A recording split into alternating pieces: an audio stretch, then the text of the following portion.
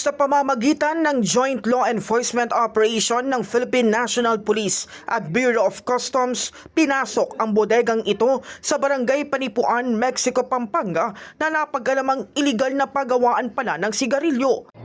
Nasa aking likuran, ito yung warehouse o pagawaan ng mga illegal na sigarilyo na sinalakay ng mga otoridad. Tinatayang mahigit 400 milyong piso ang mga nakumpiskang mga produkto na illegal na ginagawa at mga makina sa paggawa ng sigarilyo. Nakumpiska sa operasyon ang 3 cigarette making machines, 2 cigarette packing machines, mga pekeng tax stamp at iba pang gamit sa paggawa ng sigarilyo na ibinebenta hanggang sari-sari store. Ang na-confiscate namin dito ay umigit kumulang 400 million pesos. Isang araw ng operations lang yan. Pagpa kasi ang iikot na siya. Nakita na rin namin yung mga tindahan. So we will come soon yung namin, apprehension ng mga products na yan. Sir, kasi alam niyo yung mga operations na ganito, extensive po ang intelligence bago kami pumasok. Titignan namin na pumapasok na produkto. Yung unang binuksan to, ano ba yan? Nakalagay pa sa labas ng gate niya, for lease.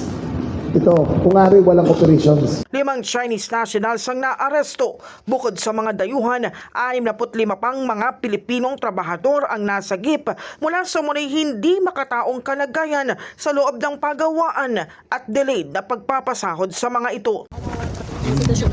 Walang bintana, walang dingding, walang kuryente, walang ilaw. May ilaw sila.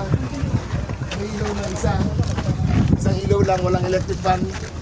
Ayon kay Rimulya, umaabot sa 150 million kada araw ang kayang i-produce na sigarilyo ng bawat makina, habang tinatayang 4.5 billion naman ang buwanang kita ng iligal na operasyon.